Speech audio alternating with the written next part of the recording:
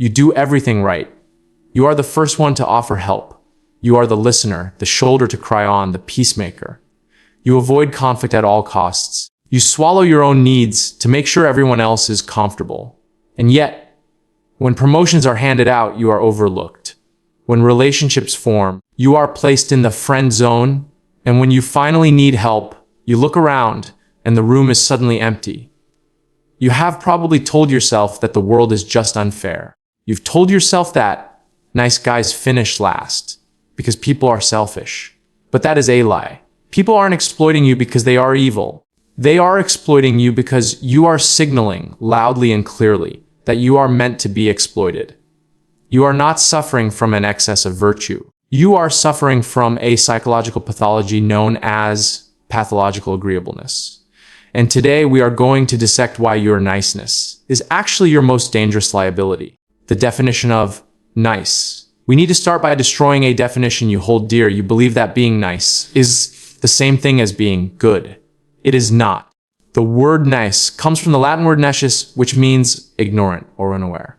Historically, a nice person was someone simple, foolish, or easily led. True goodness requires power. It requires the capacity to be dangerous and the discipline to control it. Niceness, on the other hand, is often just a disguise for harmlessness. If you are incapable of saying no, your yes means nothing. If you are incapable of conflict, your peace is not a moral choice. It is a lack of options. You aren't being kind because you want to be.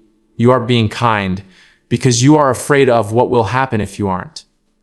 A rabbit is not virtuous because it doesn't eat the wolf. It is just a rabbit. To be virtuous, you must first become a monster and then learn to control it. The mechanism. So why does this behavior destroy your life? Psychologically, nice guy trap operates on 3 specific mechanisms that ruin your social standing. The first is what Dr. Robert Glover calls the covert contract. The nice guy operates on a secret transaction that no one else agreed to. You think to yourself, if I hide my flaws and do everything you want, then you must love me and give me what I want. This is manipulation masquerading as generosity. You aren't giving, you are loaning with hidden interest. When people don't pay you back because they didn't know they were in debt, you become resentful. This resentment leaks out as passive aggression, sarcasm, or sudden explosions of rage. This makes people trust you even less because they can sense that your kindness comes with a price tag, the economics of scarcity. The second mechanism is the law of scarcity. In economics, value is determined by scarcity. If a resource is unlimited, easy to get, and always available, it has zero market value. Air is essential to life, but it is free, so nobody pays for it. Diamonds are useless, but they are rare, so people kill for them. When you are overly agreeable, when you are always available, when you never have a boundary, you are signaling that your time and attention have zero value. You are flooding the market with you. Subconsciously, people devalue what is cheap. They don't respect you for your sacrifice. They lose respect for you because you clearly don't respect yourself. You are teaching them that you are an accessory to their life, not a main character in your own.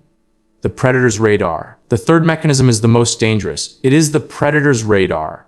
Dark triad personalities, narcissists, sociopaths, Machiavellians, do not target strong people.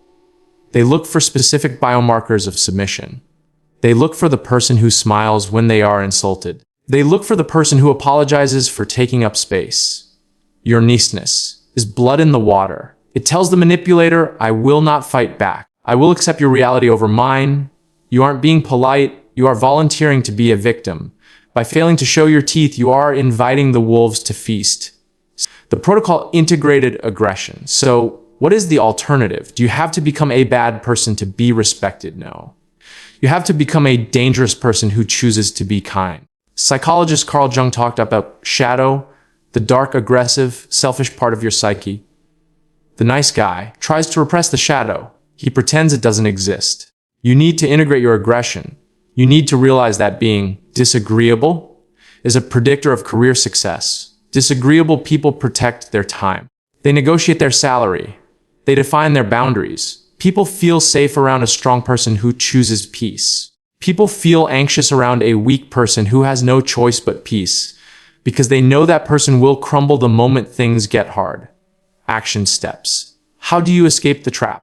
You need to retrain your nervous system with 3 specific actions. First, stop the reflexive apology.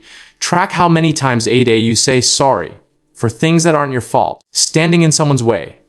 Don't apologize. Just move. Asking a waiter for water. Don't apologize. Just ask. Every unnecessary apology is a submission signal. Second, practice the unexplained no. When you say no, you likely feel the urge to offer a paragraph of excuses. I can't come because my cat is sick and my car broke down. I'll stop. Just say no. I can't make it. The explanation is where you lose your power. The explanation implies you need their permission to decline. You don't. Third, tolerate the friction. When you start setting boundaries, people who benefited from your submission will get angry. They will call you selfish. They will say you've changed. Good. Let them be angry. Their anger is the withdrawal symptom of losing their control over you. Sit in that tension without trying to fix it.